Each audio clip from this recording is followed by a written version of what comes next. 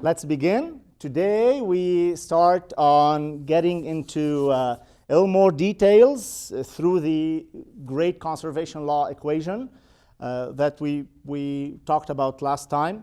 So those equations, the math, the vectors, you need to have that sorted out. And how do you do that? You just start asking questions about that equation. Okay, what happens if I expand all the terms of the equation? What happens when I take the divergence? What happens when I take the gradient? Just write out all the components so that you're familiar with what's happening. Your homework assignment will include some of those things, but there's always, a question nagging you in your head that I cannot know. So you have to ask yourself those questions and just try expanding and repeating it. The key here is repetition. Okay, it's not rocket science. The key here is repetition, repetition, and exposure. Because those terms, we're going to be talking about them really quickly, especially next semester in mass transfer. You are expected to know what they mean. So if we recall the general balance equation, we had this partial phi, the time term, partial phi partial t plus a divergence of a flux minus some source term equal to 0. Now, this is also called this is a conservation law, and this is also called the conservation form when you put the divergence of the flux in there, because there's going to be simplification when we plug in the flux, and we can separate these terms here by applying chain rules. Those are not the conservation form. Whenever you see it in a flux form where the flux is inside the divergence, then that's called the conservation form or the flux form of this conservation law. Now, the total flux, also recall, consisted of two primary movers of information, advection and diffusion. Advection in general looks like a velocity field multiplied by the quantity of interest. And remember, this is the intensive version of the extensive property. So this is stuff per unit volume. And the flux should be stuff per meter squared per second, right? It's the rate of the information coming in per square meter per second, or per square meter. The rate includes second. Same thing for the diffusive flux. So, sometimes you might forget what the dimensions of K are. Well, you should remember that the dimensions of any flux, diffusion or advection, the final dimension should be stuff per square meter per second. So if you know F contains, F of phi is stuff per cubic meter, and then the gradient is going to give you 1/meter. So you can deduce the dimensions of K if you forget about that. So in general, this is a gradient-based operation for diffusion. In general, diffusion moves information from a high value to a low value. Always think of ink drop in a bucket of water, how it diffuses slowly. The standard or the normal diffusion that is the general diffusion that we see is called Fickian diffusion. You will learn more about different types of diffusion in mass transfer. It's given simply by this formula minus K grad phi. So the negative sign, remember, is to have us have the diffusive flux go from high to low, because grad phi points in the direction of the large value. So you multiply by a negative sign to switch that direction so that information goes from high to low.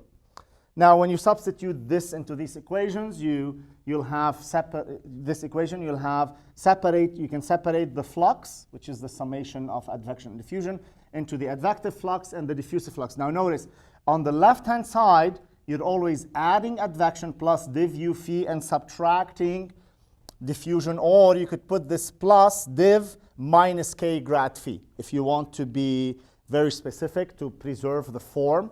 So you'll see many people say this is plus div, and they put parentheses minus K grad phi. It's the same thing, but they're trying to emphasize the flux form or the conservation form of the governing equation. Now, in general, the diffusion coefficient, this K, is a function of time and space and phi itself. So in heat transfer, for example, when we apply this to the energy equation, K is the thermal diffusivity. The thermal diffusivity is a function of temperature. So if you're assuming it's not a constant, you have to keep it under the divergence term, okay? Because the temperature is a function of space and time as well in that case, so it has to stay under this divergence term. It would be a function of space as well, etc. So that's why I keep it in here. Only when you make the assumption that K is constant that you can pull it out. And this velocity field remains to be known. We don't have an equation for the velocity field. We will get that from the fluid flow equations, which we will derive next. But for now, this is going to be given to you. So like I said last time, I'll run a simulation of a fluid flow, or I'll have an analytical solution, and I'll give it to you, and you just simply plug it in. In general, this is a function of space and time as well. Okay, so it's always inside the divergence. Okay? So to move, today's focus is to understand what advection does on its own. Yes?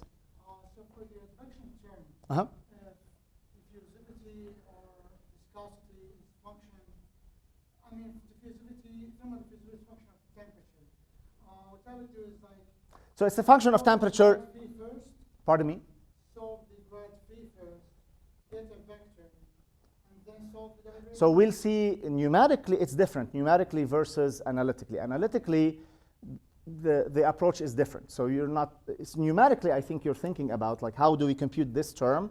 Numerically, it's you can do that, but you also have to figure out what to do as k it changes in space. So we'll do an example on this.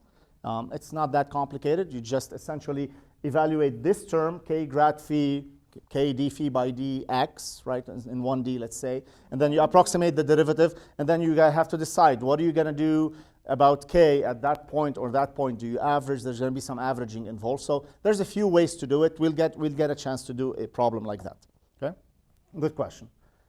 Okay, now the objective of these next few lectures before we get to fluid dynamics is to understand what advection does on its own, what diffusion does on its own. When they're combined, they can operate together very nicely because they're added linearly, right? So they can. So if we understand advection by itself and diffusion by itself, we'll have a lot of insight into what these terms are doing. The source term is there. It doesn't have necessarily any gradients in it. It's just a source or sink. So those are normally not a big of a deal to study on their own. It's just a reaction term, for example, just adds or subtracts information. But the advection and diffusion are the mechanisms that move information around. So to proceed forward, I want to make some simplifying assumptions before we get deeper, because these are the equations that we'll be able to solve analytically, and then extend what we learn to the nonlinear case, the more general case. So we'll assume it's a 1D case. I promise you we'll do 2D as well. Constant velocity field, so your velocity vector field, we'll assume just in the x direction, is a constant times I, so it's in the axial direction. There's only one component. C can be positive or negative, it doesn't matter. We'll assume Fickian diffusion, like I said earlier. So this would be f of your diffusive flux. Remember, it's a vector. So we are going, you'll see in this homework assignment, homework 6, we were very, very strict on your nomenclature. The flux is a vector, so you need to put it in boldface or put an arrow above it. Okay? Otherwise, you will lose points. So that you don't confuse yourself, even as you're working through your math. Okay? So if you do minus k grad phi, then in 1D, it's simply minus k d phi by dx. Right? So it should be obvious. And then finally, we will assume a constant diffusion coefficient, and we'll see later why k can only be a positive value. If it's a negative value, everything will blow up. You'll have anti-diffusion, which doesn't make sense. So things move from the low concentration to the high concentration, which on the bulk is wrong. So once k is constant, you can pull it out from the divergence. Now remember, this is only the flux. There's a divergence applied on the flux. So there's another derivative applied on this flux term. And no sources. So when you do this and substitute into the equation, you'll get this simplified advection diffusion equation. So you still have the time term. For the advection term, C is constant. And in 1D, we had, so div C phi, and C is out. In 1D, it becomes C d phi by dx. And same for the diffusion term. K comes out from the divergence. And then divergence of gradient in 1D gives you a second derivative, right? So that's like the one component, the 1D version of the Laplacian. All right, so next we will look at advection and diffusion separately. This is going to be our working model equation, and then I'm gonna divert from it a little bit as I try to explain more complicated phenomena, but then we'll come back to it and we'll solve it numerically. We'll start with advection. Now, in general, the advection term in 1D looks like this: d phi by dt plus this first derivative of the advective, what we call, bless you, the advective velocity. C could be a function of phi, of x, and of t in general. That's a general velocity field. Now, when we built the fluxes, we said that, oh, what is transporting phi? It's the velocity field that's bringing it. So this is sort of the flux form, right? The general flux form. Only when C is constant, we can pull it out. And then you have your transported quantity. What you should pay attention to is, when I ask you in this question, what is being transported here? It's the quantity under the time derivative, okay? So in this case, it is phi, right? Not C of phi x C. It's just a, because I might swap those, or I might put, you know, phi squared times phi. Or I might put in here phi cubed, d phi cubed by dx. What is being transported? Well, if phi is under the time derivative, that's what's being transported. And then your phi cubed flux becomes phi squared times phi, and phi squared is related to your advective velocity. Okay. Now, advection should describe, so these should be animated for some reason. I don't know why they're not animated, sorry. Advection describes the transport of information at the macroscopic level. So this is the classic example of the fan blowing on an incense stick. It just moves the concentration of the incense around by the bulk velocity field, by the fluid, by the mover, which is the fluid flow. Advection is supposed to move information from one location to another at your local fluid speed. So here, the speed might be higher, and then as you move around from the fan, the speed decreases over space, so then it's still respecting that local velocity. Okay. If the advective speed is constant, advection, this is very important. If C is constant, advection will move information without altering the shape or the character of the information. Okay, so if you had a distribution of concentration that looked like a ball over here, or that looked like a cube somehow, advection, pure advection, with a constant speed is going to move it as is. It's not going to skew it or change it. In reality, it does, because the velocity field is very complicated. But in the assumption, in the limit where the speed is constant, this information should be moved unaltered, unchanged. Okay, that's very important, because this is going to teach us a lot about our solution methodology, and especially numerically. Because numerically, if I come up with a numerical scheme to solve the advection equation, what should I expect? I should expect that my information is moved the way it was originally set up. If I put a Gaussian and move it, it should stay a Gaussian. If I put a step function, it should stay a step function. So this will be very good for hypothesis testing of solving these equations numerically. Now, if the advective speed is not constant, then everything is fair game. You're still moving stuff in general, but you might start spinning that information and twisting it and making it more turbulent, etc. Right? But it will still be moving. Okay, there's a net motion in one direction, but locally, because the velocity changes in space and time, it is gonna rip the information apart. So looking at the constant advective, the linear advection equation with the constant velocity, this is my advecting velocity c, this is the advectant quantity phi, and if I have an initial signal at t0, what should this equation do? It should just move it as it is, without changing its character or shape or form, okay? Without changing anything about it. If this is concentration, looks like that in space, then it's just going to look like that everywhere we move. Okay, now, when the speed is not constant, so this is the example of the constant speed. So let me play this for you. It should just move. Yes? On that previous slide, were you like following a constant volume through space, or just looking at? No, that's a good question. No, I'm not fixed in a control volume in space. I'm looking as an observer at an experiment, okay, with some initial information, and I'm observing it move. Okay. So you're like following. I'm following. Yes, that's going to be key to the solution. Yes. Now, in our control volume methodology, we picked a control volume and fixed it and moved things through it, and then we're going to put many control volumes to numerically see how this signal is moving in and out. Yeah. Okay, so this is what would happen. This is a signal made up of 3 frequencies, 1, 2, and 3 hertz, and add them together, cosine pi x plus cosine 2 pi x plus cosine 3 pi x. I added them, and this is what we call a periodic domain. I'll discuss that later, but essentially, this is just moving till forever. It just doesn't change. That's what advection should do.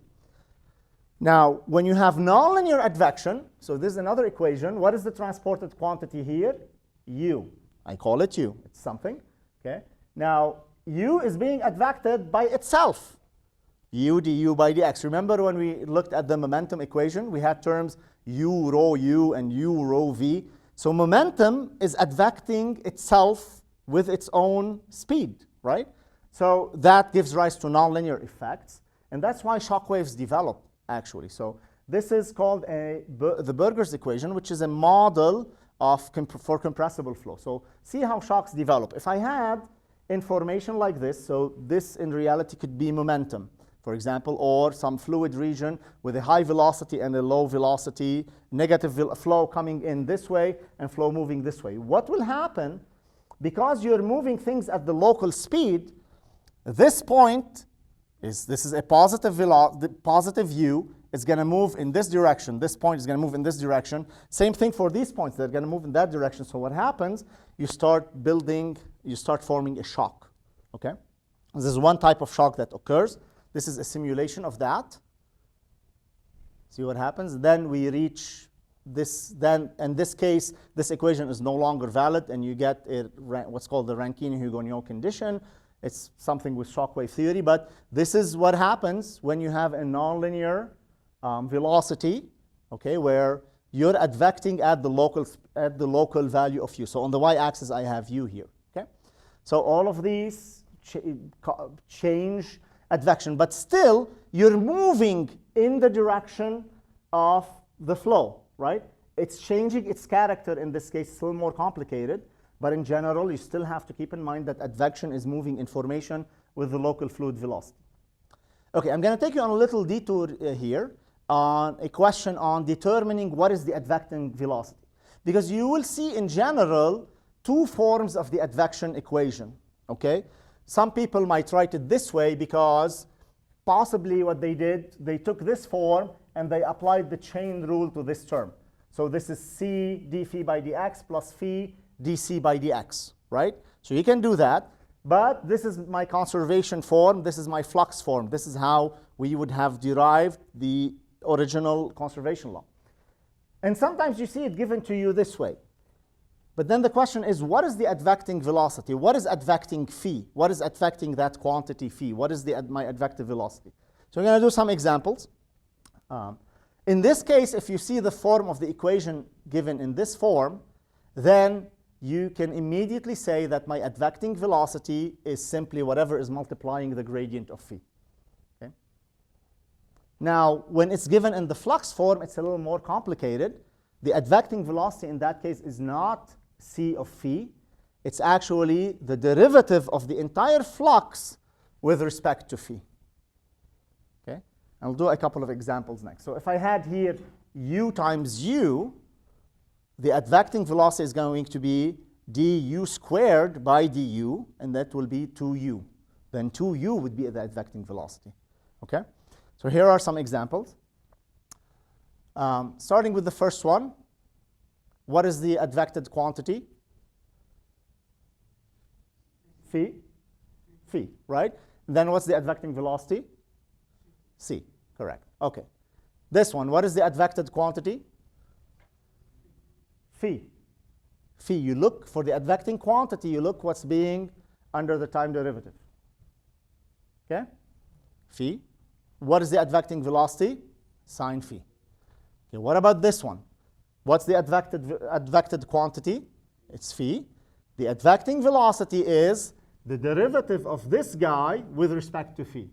So d of phi sine phi by d phi, then the advecting velocity is this nasty term over here, right? So it's not very obvious, right? But that's the trade-off you do when you take the conservation form. What about this guy? What is the advected quantity? U, okay. Then what is the advecting velocity? the derivative of 1/2 u squared with respect to u. So that's u, right?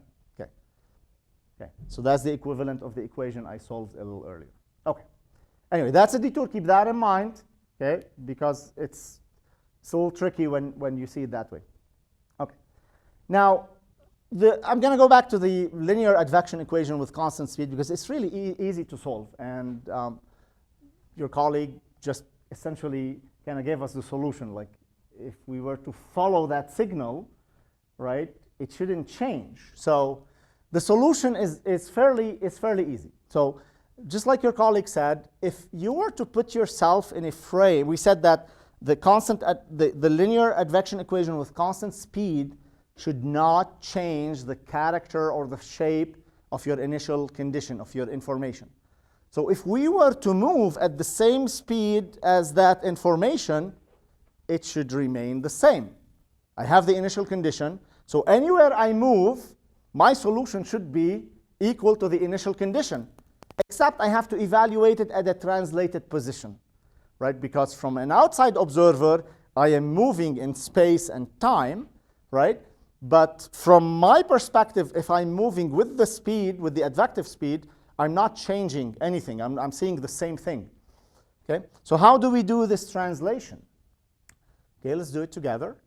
Suppose I'm starting at t equals 0 with this initial condition f. This is the function f, concentration, let's say.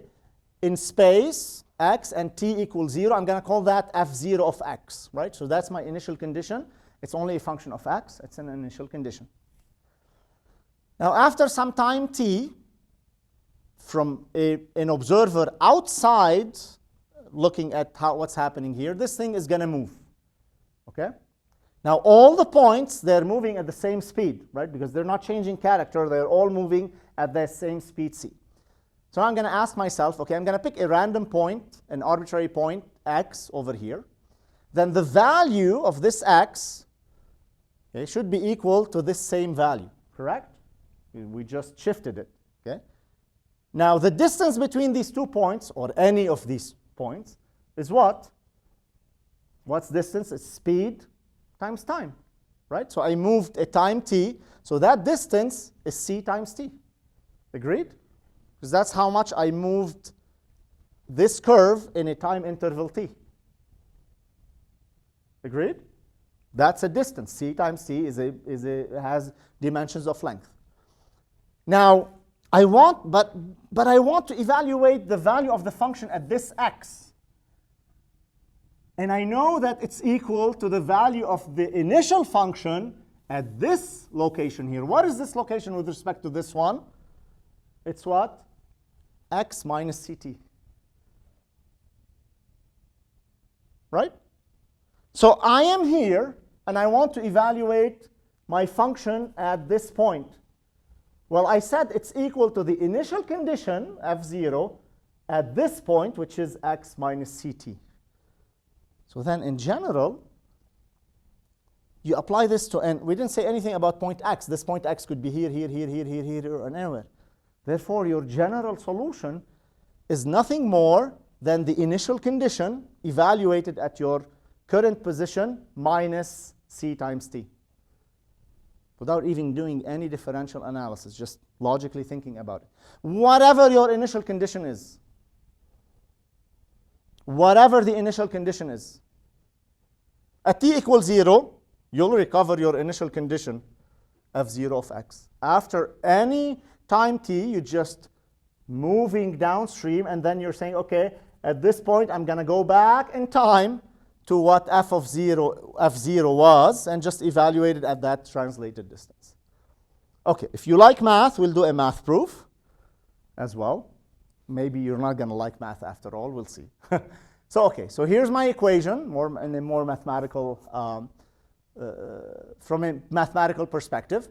With my initial condition, I'm going to call it phi this time. My initial condition is phi of x at t equals 0 is phi 0 of x. Okay, so the initial condition only a function of x. I'm going to do this transformation and see what happens. Let a new variable z called x minus ct. See how it's combining space and time. Okay? And my new time, tau, is still the same time t. Okay? So we're just doing a transformation. So then x expressed as a function of z is z plus ct, and t is tau. It doesn't change. So now my phi is a function of z and tau, okay, because I changed variables. Okay? So I have now to convert d phi by dt and d phi by dx to d phi by dz and d phi by d tau. Okay, so we can do this.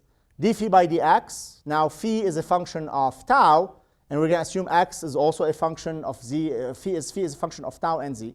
So this would be d phi by d tau by dx, plus simple chain rule, plus d phi by dz by dx, right? Now d tau by dx is 0, so this doesn't contribute anything. And dz by dx is 1. Agreed? So dz by dx is 1. So this gives me d phi by dz. So the spatial gradient doesn't change. Now in time, d phi by dt, again, phi is a function of z and tau, so I have to differentiate with respect to both of those. So this would be d phi by d tau by dt, which is 1, plus d phi by dz by dt, and this is where the kicker comes in. Because d phi by dt is d tau by dt is 1, so this gives me d phi by d tau, but dz by dt, okay, is minus c. So I get minus c d phi by dz. Okay, this term. Okay, great. So I put them here. Now substitute into the governing equation. You have d phi by d tau minus c d phi by dz plus c d phi by dz. And those, what happens to those? They cancel out. And you get in the transformed space, so essentially this is what things look like in the moving reference frame. D phi by d tau equals 0. So that's a very easy to solve. It's still a partial because I still have z. Okay, but what this tells me is that phi in the new reference frame does not change in time. Does not change in tau. It's only a function of z. Agreed?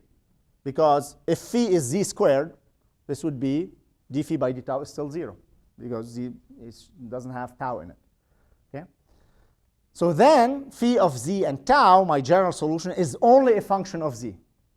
Okay, now what do we get? How do we get that f of z? Well, we haven't applied the initial condition yet. At the initial condition, phi of z tau is phi of z tau equals 0, and that's phi 0 of z, which is nothing more than that initial condition that we started with, phi 0. Okay, so here I said this is only a function of z. So then that's my initial condition applied at z. But what is z in the original reference frame? It's x minus ct. So that shows you how the solution of phi z tau in the moving reference frame is equal to phi 0 at x minus ct, which is what we deduced logically earlier. Okay? Work through the proof. Fairly simple. This approach is called the method of characteristics. We're not going to get deeper into the method of characteristics, but the idea is to find lines in space where the PDE converts to an ODE. So that's what happened really here. We kind of converted the PDE to an ODE only. Okay. Okay, so we have enough information now to Pythonify. Okay, do you think we can do this? Yes, we can do this. You did it in your homework for the diffusion equation. So we're going to build, we're going to look deeper into that, but we're going to start with advection. Okay, we'll start with advection. Okay, but first a few things. This is a partial differential equation. Solve IVP only works for initial value problems, right, which are ordinary differential equations. So our objective is to convert this PDE. If we can convert it to a system of ODEs, then we're game. Okay, so how do we do this? Well, first, I'm going to assume my standard grid. This is in 1D. It's my standard grid. And I'm going to assign an unknown variable, phi1 through phi n, at these points. We know the drill. And the key argument here is that my partial differential equation is valid at each of those points. We'll talk about the boundaries later, but usually they're going to be given to us, so I'm not worried about applying the PDE at the boundary condition at the boundary unless I have to. But everywhere inside the domain, this PDE is valid, so I can apply it at any point I. Now, to convert the PDE into an ODE, Well, ODE, IVP, I need to keep the time derivative. So what if we get rid of the spatial derivative? If we get rid of the spatial derivative with discretization, then we automatically turn this into an ODE. Okay? So for that, we convert the spatial derivative into a finite difference approximation. Okay, just like we did with the heat equation in the beginning of the semester, we're going to do this here. And if you remember your finite difference approximations, we'll give you a sheet of those. So now notice also I'm putting everything on the right-hand side because now I'm solving. I want to put it in as an IVP system. Okay? So if I convert my spatial derivative into a finite difference formula, I'm going to choose a second order centered difference because, that seems like a cool approximation. Why not? So it says that the derivative of phi at point I is equal to the difference between these 2 points over the spacing. So rise over run. So phi I plus 1 minus phi I minus 1 over 2 times delta x. Okay, and then still multiply by c. And then at any point I, this would be my ordinary differential equation. d phi by dt at point I, any one of these points, is equal minus c phi I plus 1 minus phi I minus 1 over 2 delta x. Okay. So this is nothing more than a system of ODEs. Yes, this equation is a system of ODEs because it's at point I, and I goes from 1 to n, so that's n equations. Okay, great. So let's untangle that. At point 1, I don't know what the ODE is yet because that's a boundary. So the trick with solve IVP is that you have to give it an ODE at every point. If I want to look at this as a system of ODEs, I have to have an ODE at every grid point. Okay, so at point 1, I don't know what the ODE is yet. Okay, we'll talk about that next. But at all the other points, I know what the ODE is. It's from this recipe. d phi by dt at point 2 is minus c phi 3 minus phi 1 over 2 delta x. At point 3, it's the same. d phi by dt at point 3 minus. So you get a system of ODEs, and it's closed because you're going to have as many equations as there are unknowns, etc. And the last point, I don't know what the ODE is yet. So we'll figure that out next. Okay, clear so far? Okay, now is your chance to ask questions. Well, later, you can ask questions later too. At the boundary points, we need to know the boundary condition to figure out what to do there, because the trick with solving IVP is it needs an ODE. You can't just give it a fixed value. We need to somehow work with the math so we provide an ODE to the system of equations.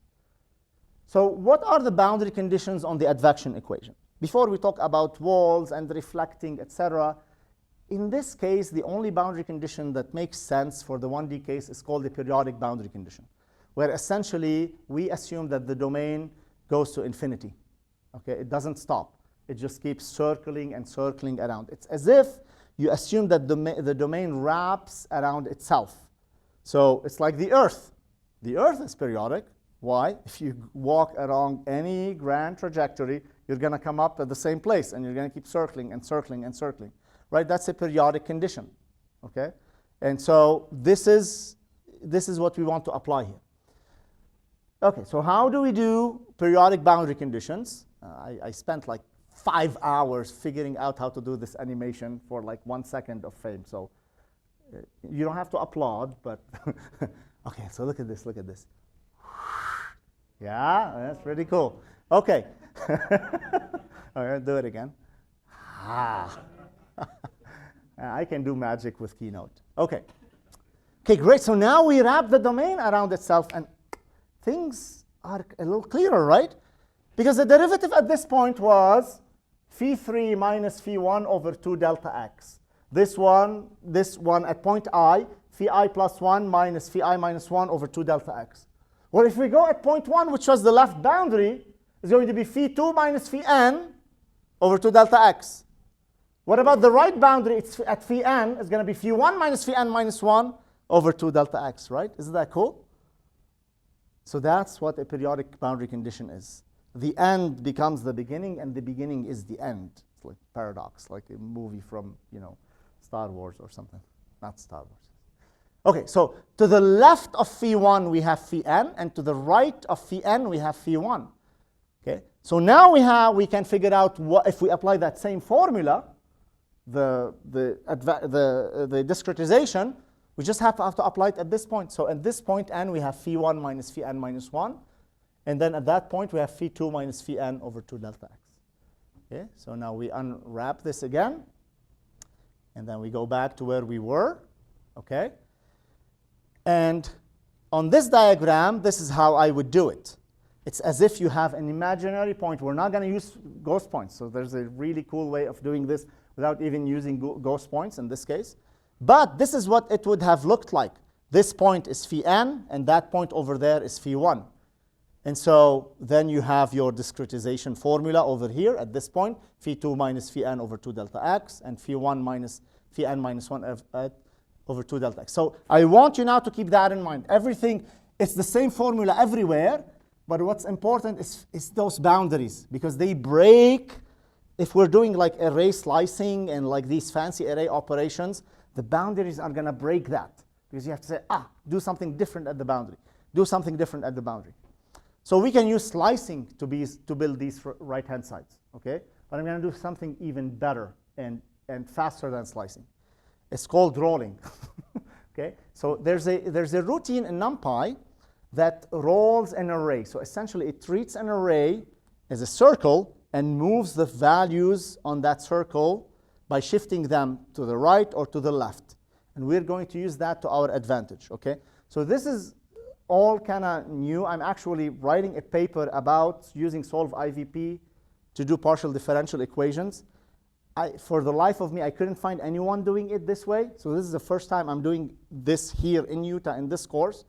And so you're my guinea pigs with the experiment, and I think it's going well so far. It's going to go really good, because the stuff I'm able to do with this is really, really cool. Okay, so let's see what roll does and see how we can use it, okay?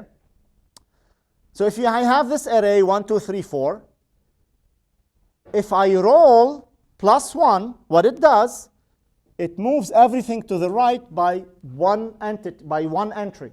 So what it does, 1 moves here, 2 moves here, 3 moves here, and 4 moves to the beginning. Okay? It's like a circle, right? It's like moving things on the circle. If I roll by 2, it moves the elements by 2. Okay? So this guy goes here, and that guy goes there, and so on, right? You can move by 3, you can move by 4. It just keeps circling. It just keeps circling. Okay? It's called rolling. And you can roll the opposite way, in the negative direction. So if you roll -1, you're moving them to the left. So if I roll this array by -1, then 2 becomes here, 3 becomes here, 4 becomes here, and 1 goes to the end. And same thing, roll -2. We're not going to need, the most rolling we're going to need is -2 or +2. Okay, and that's it. We'll do everything without even having to worry about boundary conditions. So let's see how I can do this with rolling. And remember, I want you to remember my equation at the boundaries. Phi 2 minus phi n over 2 delta x, and phi 1 minus phi n minus 1 over 2 delta x. Okay? So that's my standard layout. Think of this as my array containing phi 1 through phi n. It doesn't have phi n, and it doesn't have the ghost points. Okay, only the points in blue. Now, if I roll this array by -1, what I'll do, I'll move everything by -1, right? So phi 2 becomes here, phi 3 becomes here, and then at the end, phi n goes to this point. And what happens to the last point? Phi 1 goes here. Okay? Now I'm going to shift +1 from this array. I'm shifting this array +1.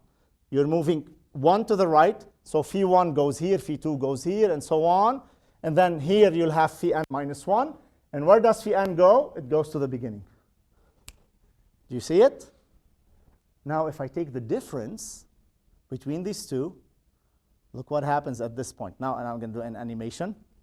Phi 2 minus phi n, right? That's what I'm looking for at that boundary. On any point in the interior, at point 1, it's phi 3 minus phi 1. At point 2, sorry, it's phi 3 minus phi 1 over 2 delta x, right? So I get that over here. And same thing at the boundary over there. So by simply rolling and subtracting these two arrays, I would have implemented the discretization in space and the boundary conditions in one shot. Okay? In one shot. Very, very useful. Okay? And this will be super handy in 2 dimensions and 3 dimensions as well. Okay, so this is what we're going to do. Oh, yeah, there's got the wiggle over there. Okay, cool. Ready to Pythonify? So we're going to advect 2 things. I'm going to start with a Gaussian, and we're going to advect it from left to right, so C is positive. We'll talk about C in a bit. When C is negative, this is going to move in the opposite direction. And also try to advect a step function. Okay? Now, I have not shown you how to do an animation because it's a lot of code to do the animation. We'll just have to look at the solution after a few times, see how it evolves. I can share the animation script on Canvas if you want, and you can just adapt it to what you need. But let's Pythonify this. So grab your Jupyter notebooks, and let's get this guy rolling.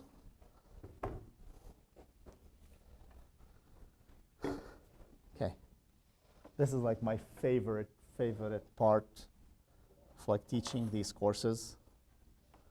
You know, with experiments, you could wait days or weeks to get a result and it's wrong and you have to repeat everything. With coding, you have this immediate gratification, and I love immediate gratification. I want the answer like right now, okay? Well, thanks a lot. Who was that, Michael? Yeah. Thank you, Michael. Buzz Killington.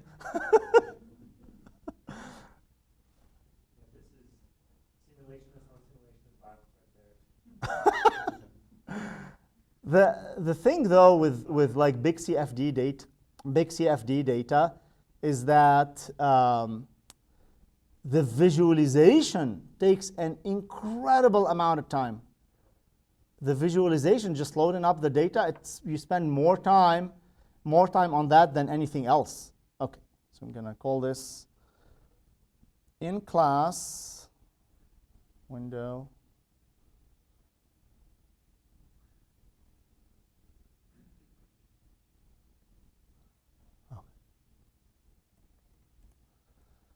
In class, linear advection equation with solve IVP. I'm like so proud of this solve IVP. I have to put it everywhere. Okay.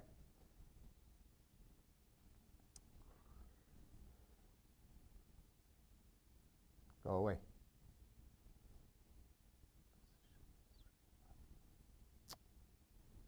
Position on screen, bottom. Okay.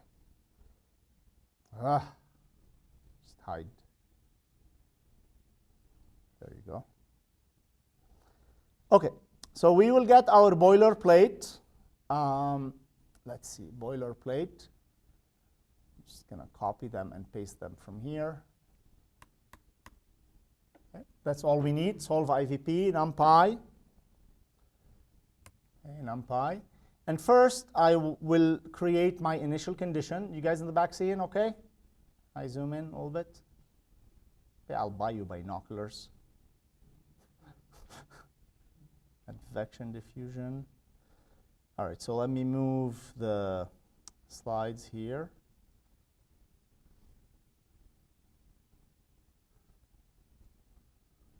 Okay, so we are first advecting a Gaussian pulse, alpha e to the minus x minus a squared over sigma squared. So let's define Gaussian initial condition. And it's only a function of x. Alpha is 1. Sigma standard deviation is 0.3. And let's put it at 1 over 3. So 1/3, 1/3 of L. So this length is pi here. OK, let's do it. A is equal to L over 3. Now, I'm assuming L is a global quantity, et cetera, so I don't have to worry about passing all sorts of arguments around. Return alpha times np dot exponential minus x minus a squared over sigma squared.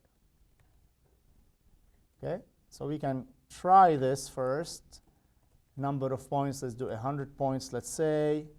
And then, let me see what I did here on my computer. Actually, yeah, let's do maybe 256 points. L is pi, then x mp.length space from 0 to L and points, so that's my grid. And then let's plot it, plt.plot x, and then Gaussian initial condition of x. Okay, looks good, right? Exactly what I want. Okay, perfect.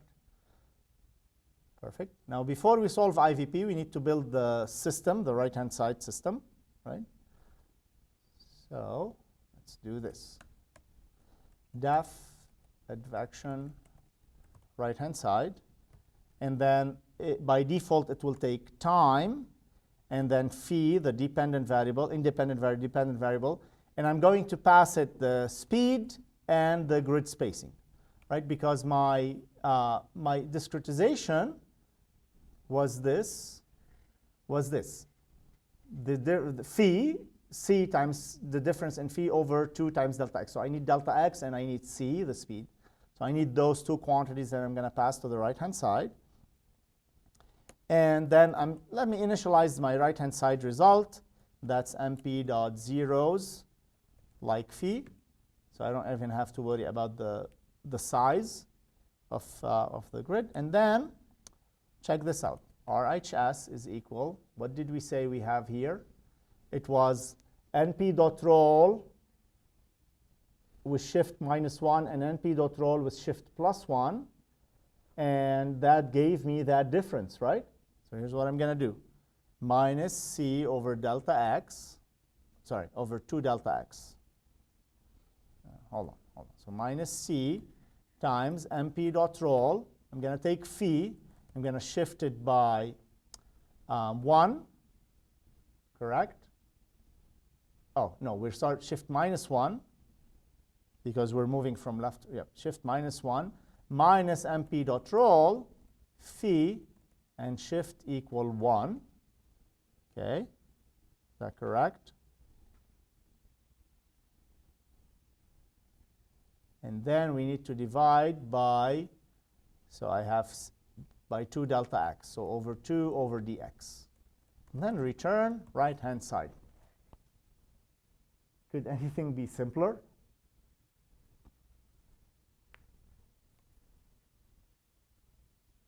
Right? No for loops, no slicing. Just put the upfront effort to see what roll is doing. And if you don't remember, just kind of write it, draw it. Okay, do the diagram and look what would happen when you take a difference. Okay, great. And that should implement periodic boundary conditions, okay? Perfect. So next, what we're going to do, we will solve it. So I'm going to comment this out. So I need dx, and that's equal to x, because spacing is constant, so it's the difference between any two values from the linear space. And then my speed is 1, let's say, so this is meter per second.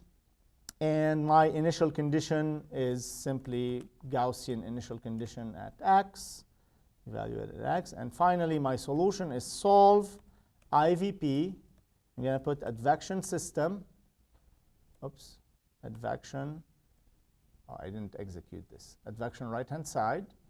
So advection right-hand side. If you remember, oh, I need the t-span. So t0 is equal to 0, and t-final is equal 10 seconds. So if information is moving at 1 meter per second, in 10 seconds it would clear 10 meters. My domain is 1 pi, which is 3.14 meters. So it should clear the domain about 3 times, okay, in 10 seconds. So I should see it go and come back from the other side 1 time, a second time, and then a third time.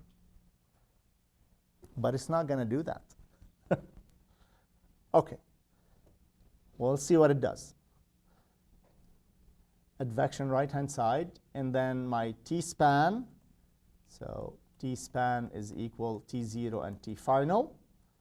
and then y0 is equal to my initial condition, and we'll leave the standard method to be whatever it is. Okay. Okay, through an error. Let's see. Advection. Oh, arguments. We forgot to pass the arguments. Okay. Args, pardon me? Yes, that's correct. Thank you, Parker.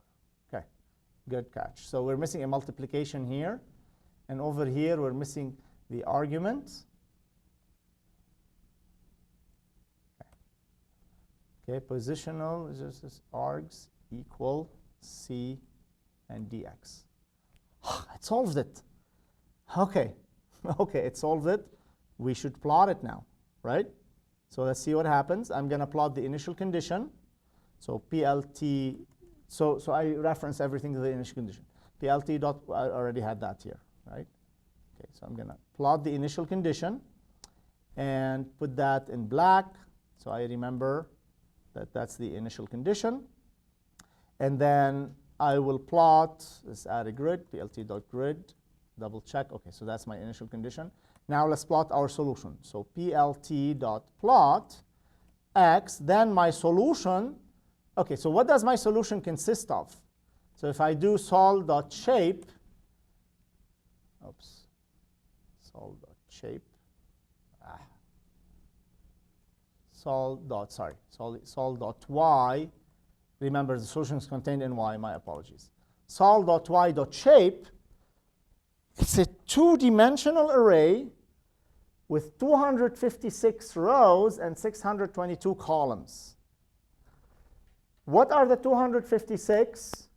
There, I have 256 equations, right? They're the grid points, because that's the number of points we created. Agreed? My n, my number of points was 256. Okay? So at each point, there you go, right? If I put here 133, then the shape is going to be 133 times something else. So at each point, I have the solution of the entire ODE in time at 312 time steps. That's what the solver decided to do. Okay? So then if I want to plot all of those points in time, at a given time, I'll choose my time step and pick all of these points. Make sense? Okay, so here's how we do that. I'm going to go back to 256 grid points. So 256 equations. Okay, and then I'm going to give me my sol.y. I'm going to take all the grid points, so the value at each grid point, and I'm going to start at 0, so that should give me back my initial condition, right? In red. Okay, indeed it did. It gave me my initial condition. After the first time step, it moved. After the second time step, it moved. After 10 time steps, look, it's moving. That's super cool. It's moving. After 50 time steps, it keeps on moving. Now it should come back from, it should come from the right, from the left, right? After 60 time steps, look, it's coming from the right. It's coming here, right? It's coming from the left, sorry. It's going out from the right, 60, 70. Damn, look at that. This is cool. Dang, I said dang. Okay, everybody do. Be cool, be cool. Okay, look at that. It's, oh. I see some wiggles here, but it's still okay, right? It's still okay. I see some wiggles, but the solution is still okay. 90, let's take the last one. So if I continue, I said it should cycle it 3 times, right? So let's do 150. It's going through again, that's the second time. I see some wiggles here, but I'm gonna pretend they don't exist. Denial is the best thing, you know. 300 time steps. Oh, it came here again. Okay, and then at the last time, it ended up here. Okay, good. Right? It's being advected. It's not changing its character. It's changing it a little bit. Okay? It's changing it a little bit, but not too much. But it's doing what it's supposed to do. Now you do an animation on this, it's gonna look super cool. It's just gonna spin and spin and spin. Okay? So let me see if I can do that for you. See if I have it actually over here. I might already have it, actually. So, window, move to retina display. I might already have it here. Let me see.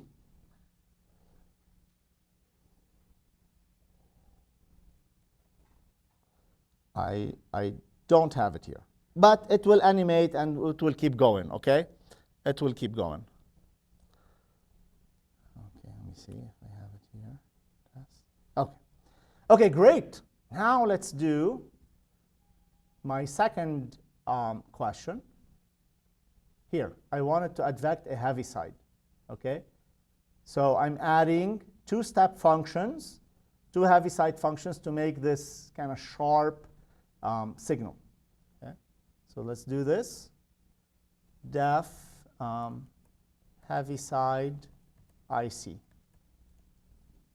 Okay, so the guy's name is heavy side. It's not like a heavy side of something. His name is heavy side with an I. Okay? And an awkward name to choose for a last name, but do you know anyone with the last name heavy side?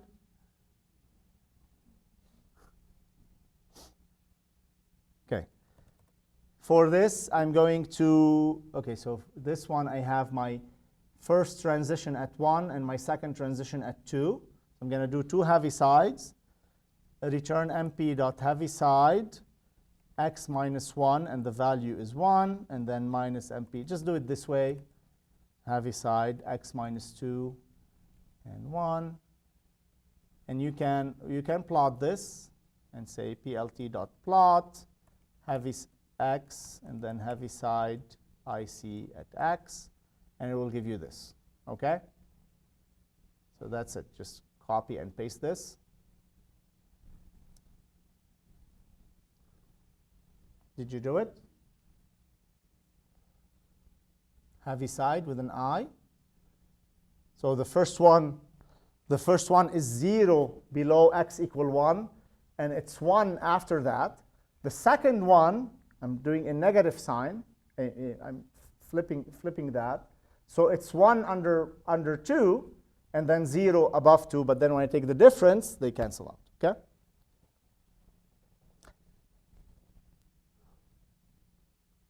We good? Okay? Let's try it with the heavy side IC. It ran. Okay. Solution.shape. Okay, did 769 time steps. Cool. Cool. So let's do the heavy side IC. And then I'm going to start with t equals 0, just to make sure that the initial condition was taken by the time integrator. It did take it. Let's move one step. Okay, it barely moved. 2 steps. Ooh. See a problem? Start seeing a problem, right? You see the corners here? This corner, this corner. It's overshooting. It's weird. Okay, it's advection. Oh, look at that. It's starting to overshoot even more. Okay, 4 time steps. Uh-oh.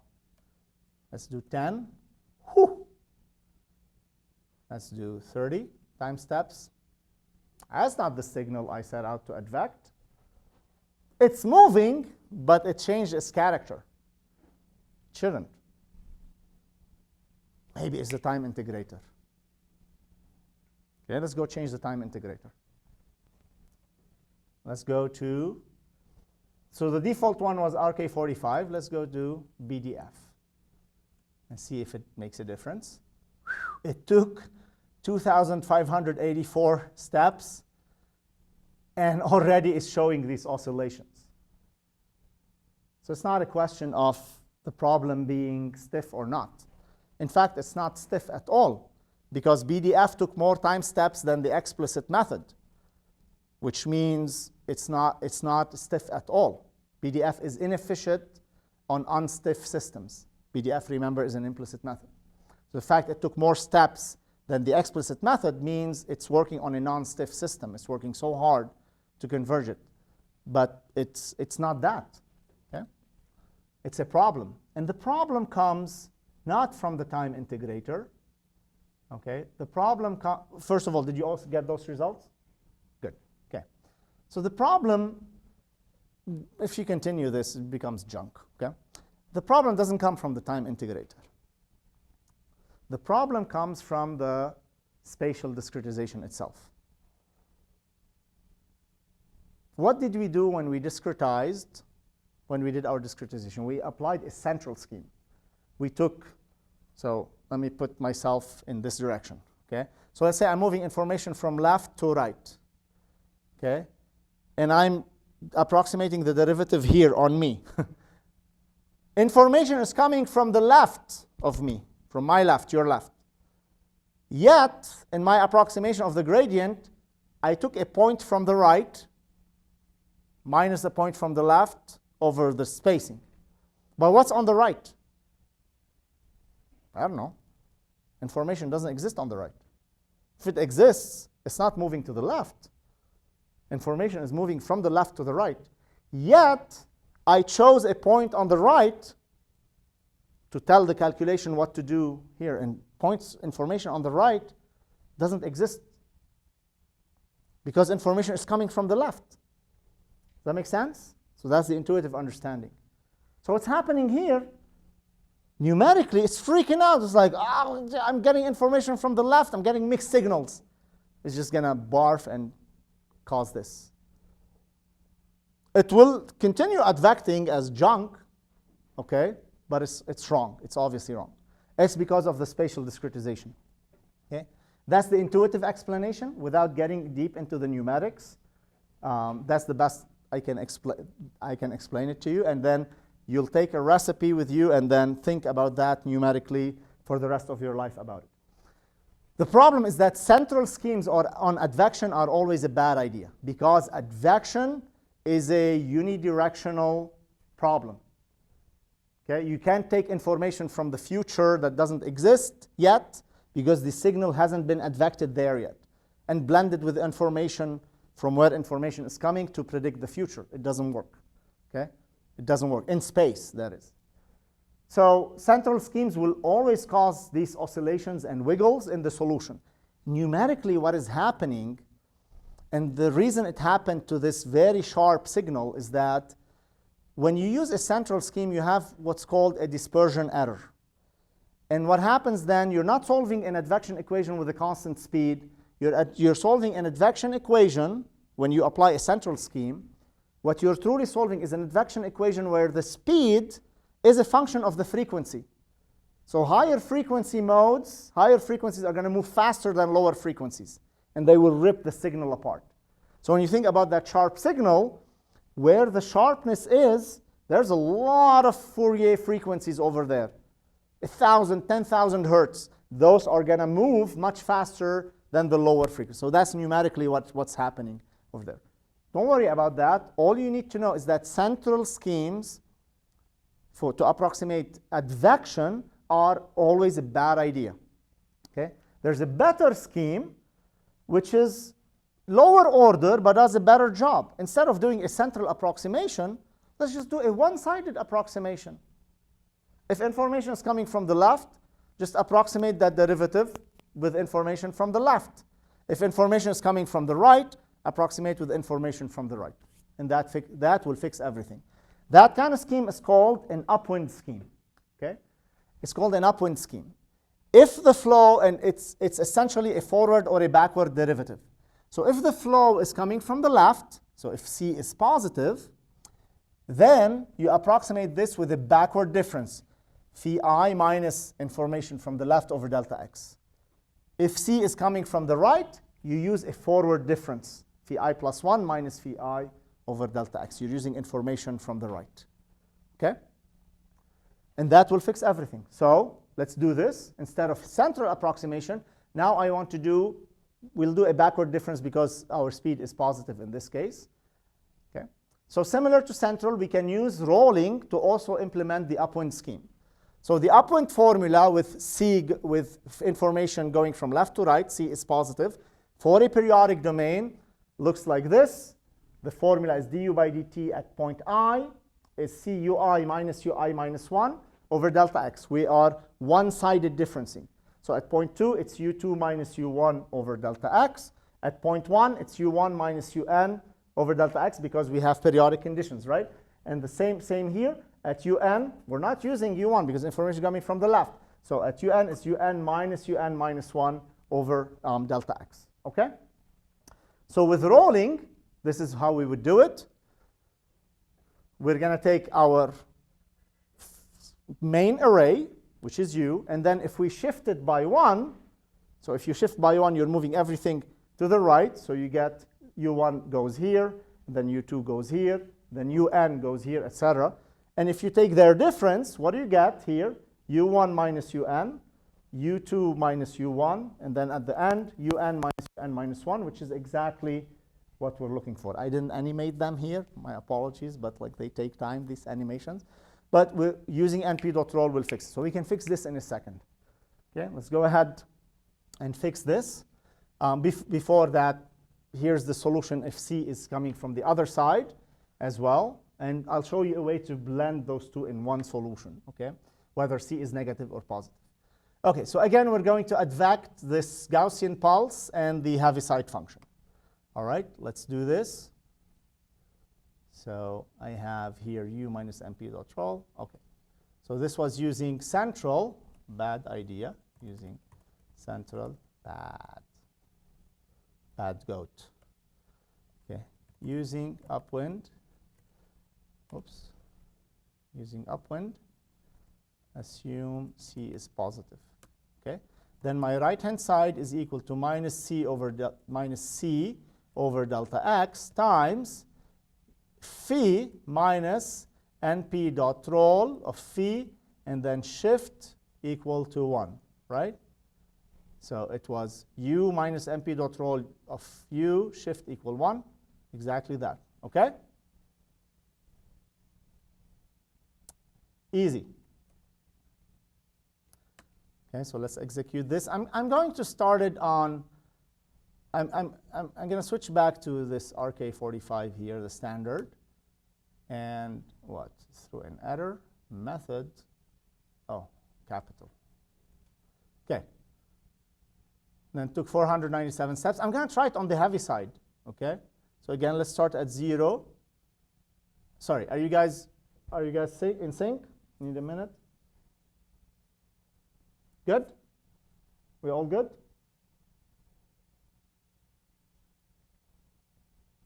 Okay. So at 0, it is 0. Okay, let's take one step. Okay, it's moving a little bit. Let's take 10 steps. Ah, it's moving. It's not crashing. 30 steps. Yay, it's moving. It's not causing these outbursts or tantrums. The peak is still at 1, right? Okay, 40. Okay.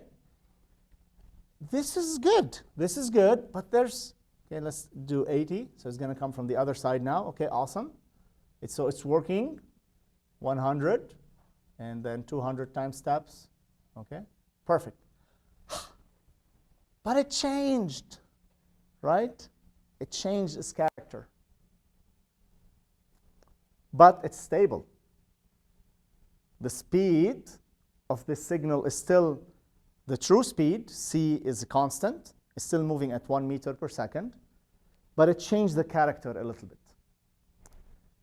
And that's unfortunately the price you pay with upwind schemes, is that you will alter the character of some signals, okay?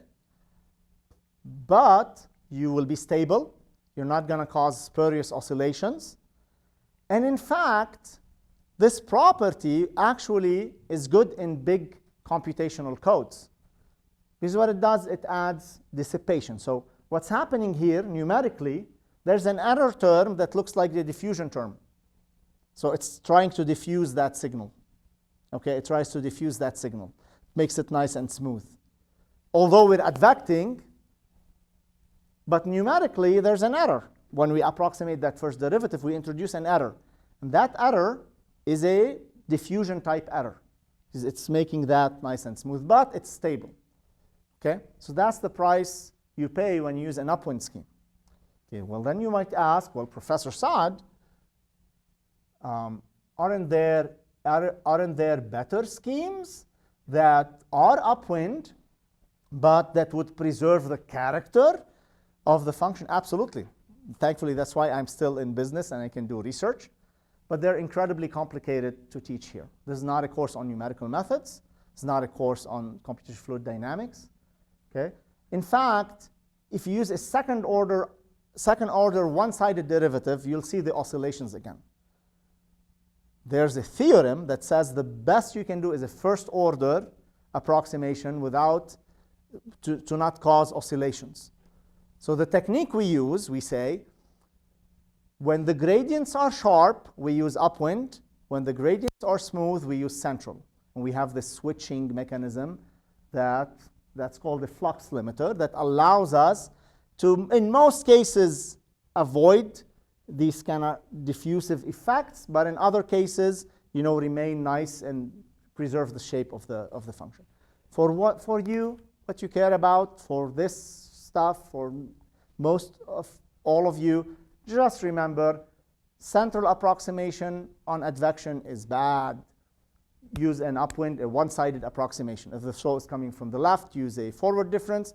Flow is coming from the right, use a backward difference. That's it, and move on. Okay? Sorry, use backward difference and forward difference, the other way around. Now, you can also combine these two, because that's what we're going to do eventually when we go to, in this case, the speed was constant in the 1D domain. Doesn't make sense. I can change the speed in the 1D domain like the Burger's equation, but what do you do when you have flow in 2D? You might have flow turning and moving up and down. It's sometimes positive, sometimes negative, changing sign. Right? You can blend those two formulas, the upwind formulas, the backward and forward differences, into a single formula. You define two speeds, one called C plus, which is half of the speed plus its absolute value, and then C at every point. So what will happen later, our velocity field is going to change at every point in space. So it's going to be given to you as an array. Then you build two new arrays, C plus and C minus. You take the speed array plus its absolute value and the speed array minus its absolute value.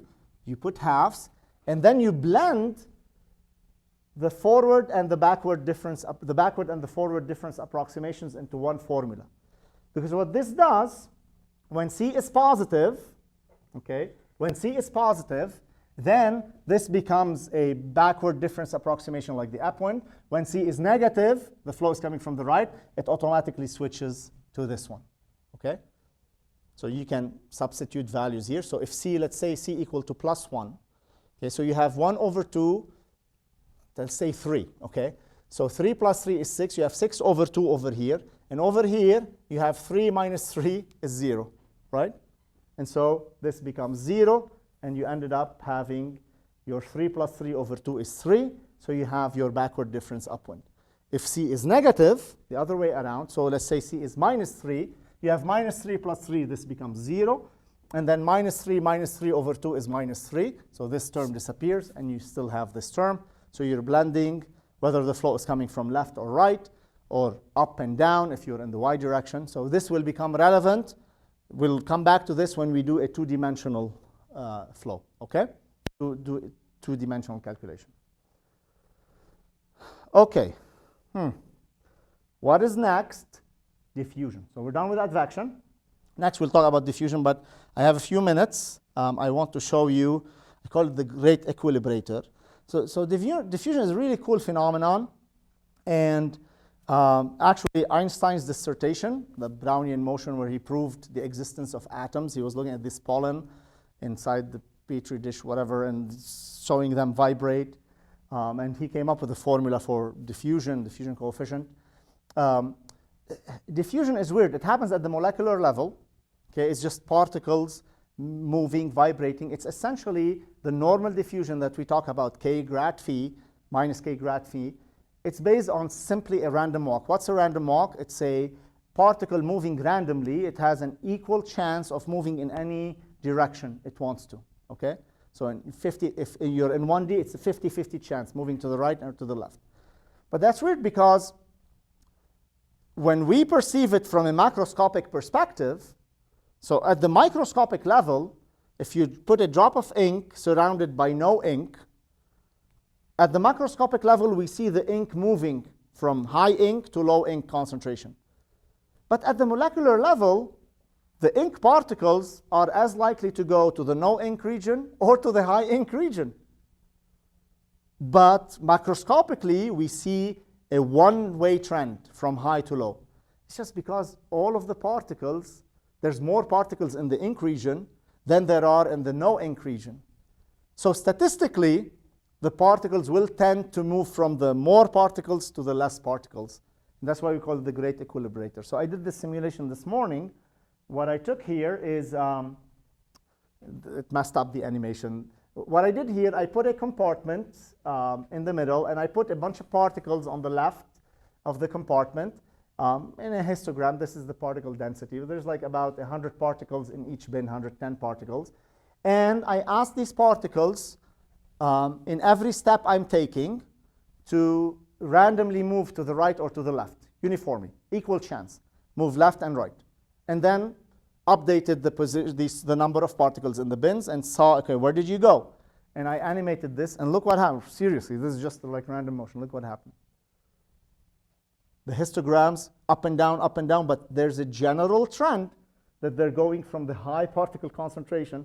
This is just a random walk. I'm just not showing the particle animations because that's more expensive to show. I'm just showing them as histogram bins, right? And that's diffusion. That's the process of diffusion. We describe it as K grad phi, and that flux of the particles coming.